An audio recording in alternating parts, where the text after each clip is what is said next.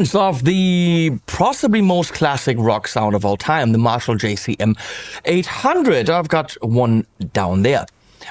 So Marshall released these two pretty modified amps, the Plexi and the JCM, modified by Marshall, at NAMM 25. And they also released 5 pedals. And I said, well, if I've done the amps, please let me show the pedals to my viewers and please pay me for it.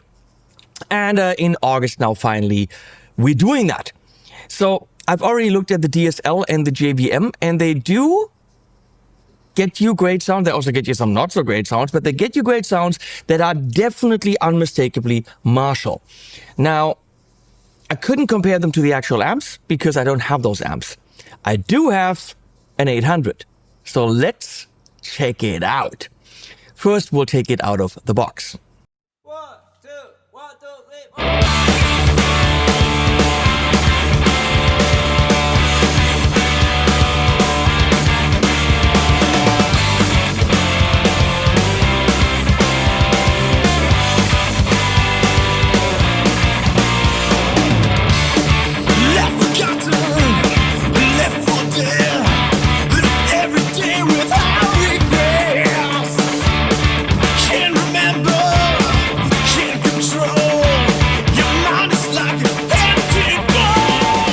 Now at €139, this really isn't too bad. And obviously, everyone and their mom has a amp in a box sounds like a JCM or sounds like a Plexi pedal. Those are a dime a dozen.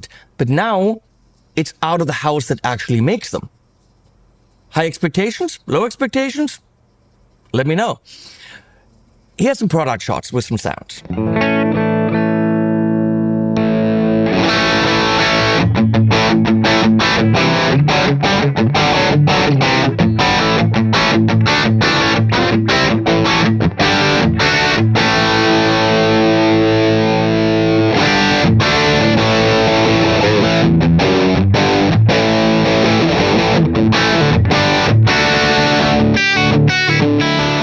Okay, I tried to noodle a bit over elevated jam tracks by my friend Tom James.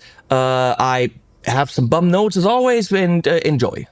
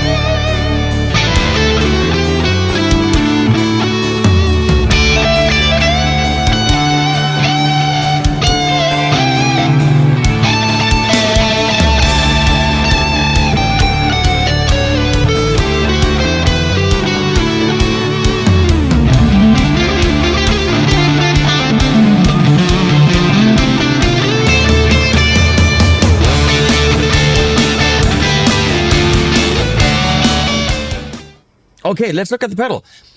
It's pretty. All 5 look the same, just the grill is a little bit different. And obviously, the writing. There's a light on the foot switch, big Marshall logo. Obviously, we got the iconic gold. The sides are kind of riffly, Tolexy, but metal. It's rather nice. Ins and outs and 9-volt on top, as it should be nowadays. The knobs have a cool rubber texture around them, so they're nice and grippy. Nothing on this says budget pedal. And at $139, we're not really in boutique territory. It's rather affordable, I would say, coming from Marshall. Also has a battery compartment at the bottom, so you can run it by itself without a pedal board and a power supply and all that. And being an analog pedal, that should last a while. We have gain, doesn't go to 11, but that's okay. Sensitivity, I'm gonna say, is likely something compressy. That's how I'm at least experiencing it, right? A tone, more top end, less top end. The others needed quite a bit of tone and higher settings to not be too muddy. This, you could see I have dialed in here, and then volume is volume. And that's about it. It's a nice pedal. It's a bigger pedal. It probably could be smaller, but hey, rock and roll has never been small. So we're gonna pump it into the Tone King Imperial, if I'm not mistaken. Yep. And then also some other amps. And obviously we're gonna compare it in the Imperial against the actual JCM800. I have the modified one, but all the mods are off. That's how we want to do it. So here we go. This is the sound of the Tone King without the pedal. This is, of course, a gold top custom core from Heritage. That's where you buy your Les Pauls nowadays if you want something good.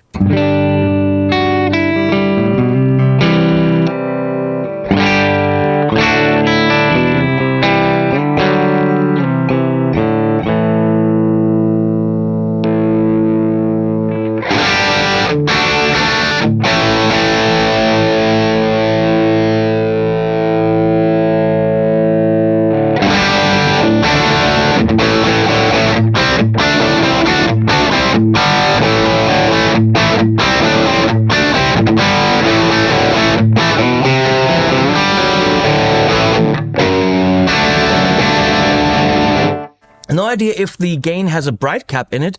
On the actual JCM, you really have to have the gain all the way up. Everything else sounds pretty shit.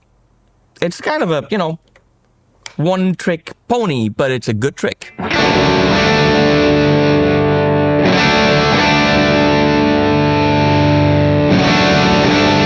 It sounds like it's kind of doing that.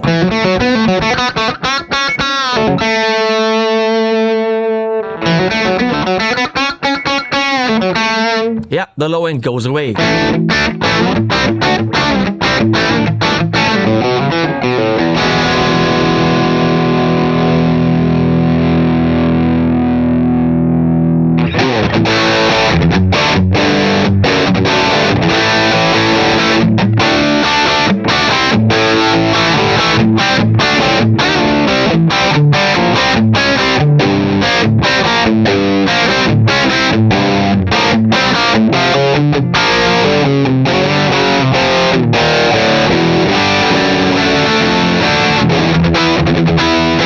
At that setting, it's nice, responsive. That's a good rock tone.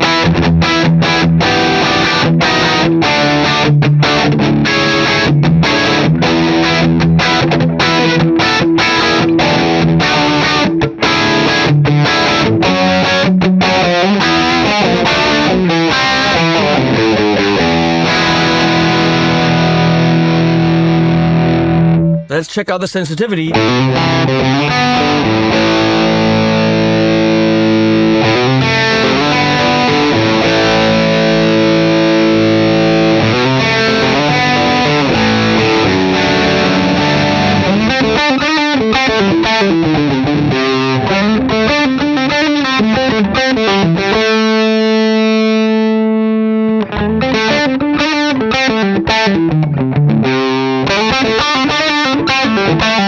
Yeah, it's kind of compressing. So I can't really play subtly when the sensitivity is up, and it's also kind of pushing a little bit more into the gain. So it's compressing.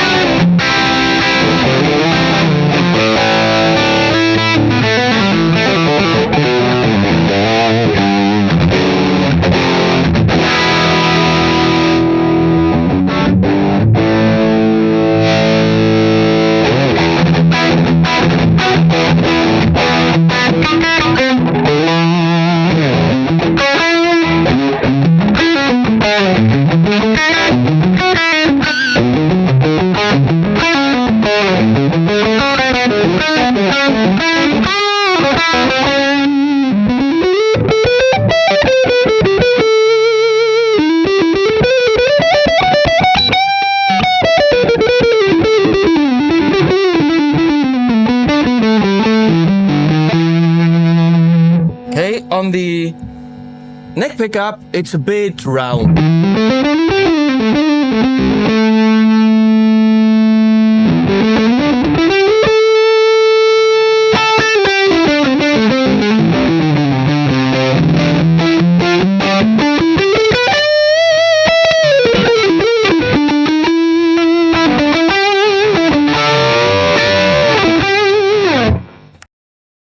Let's go quickly different app.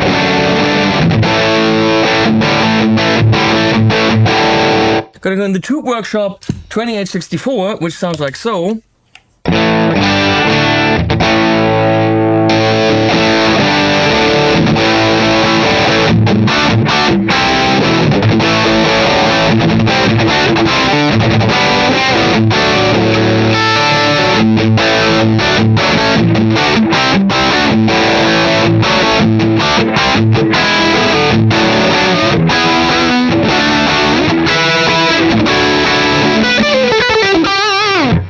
Great if you have a Vox style amp like the Bad Cat Black Cat.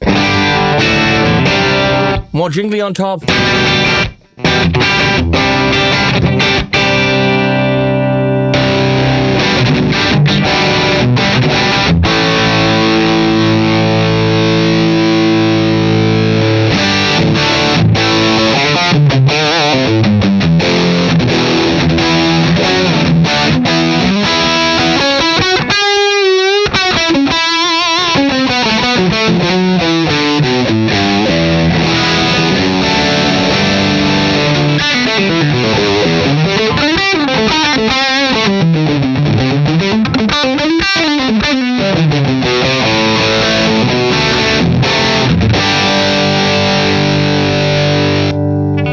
That works. It is a bit more of a body on top because the amp is.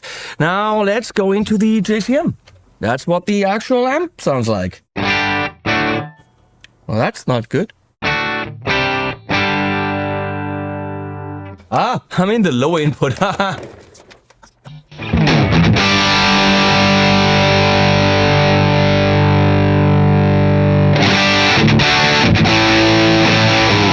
Of course, the cab is a 412 Cranberg loaded cab with a 57 and a ribbon in the aux.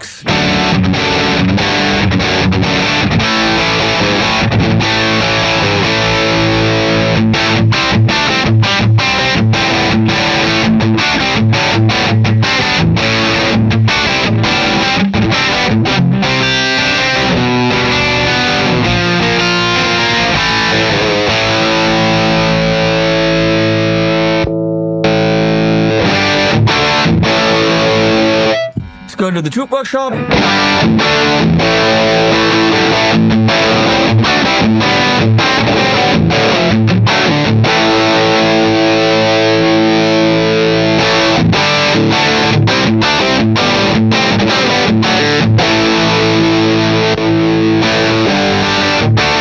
Okay, the Tube Workshop has a bit more of a mid-honk with the pedal, so let's not go there. Let's stay with the Imperial.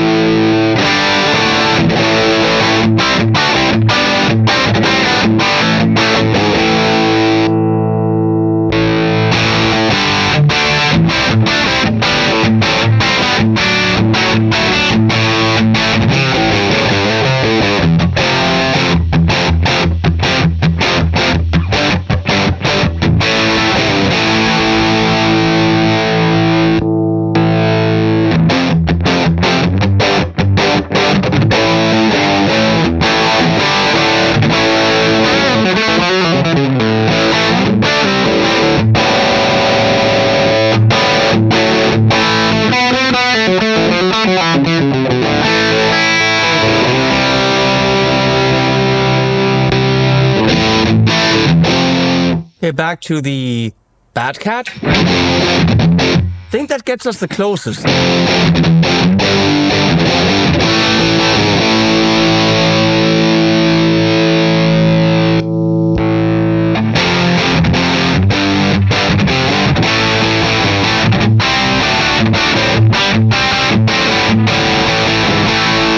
Okay, that's a pretty easy verdict. Now, I didn't think it could do it because the JCM800 has a very unique low-end thump and upper mid bite.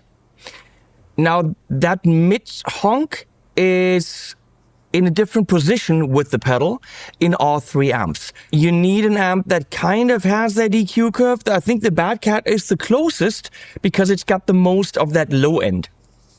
Does it have that brutal wall of sound low end that the JCM has? No. Now, is the JCM800 pedal good? Yes. It immediately gets me a JCM feel. It immediately gets me that Marshall rock and rolliness. Absolutely. Does it sound like a JCM800? In an A/B test, no. Does it sound JCM800-esque? Yes. It's in the ballpark. It can't replace a JCM800. Because honestly, with all the amps I have, and I have, I don't know, 50 or I stopped counting. I have a lot of amps. Nothing sounds like a JCM800. Not even amps like the Blueless, which is all the way over there, the Blueless. A Blue Behemoth on top of the Rev, which is based on a JCM800. Not even that sounds like a JCM800 because it has the DNA, but then has evolved from it. So all the amps I have, only the 800 sounds like an 800. And even this, it feels like it. It's got that kind of drive and it makes you want to play the same way. But AB, it's not quite there. Mids are slightly different and the low end is utterly unique on the amp. And I don't think anything else can actually have that. That's it. Buy it, don't buy it. $139. It's fair. It's a good drive. It's rock and roll. It's fun. Or don't buy it, whatever. Yeah, do whatever. We'll put links below. Please use them. Like and subscribe. That supports the channel. And animals at the end. Lifeless, it's not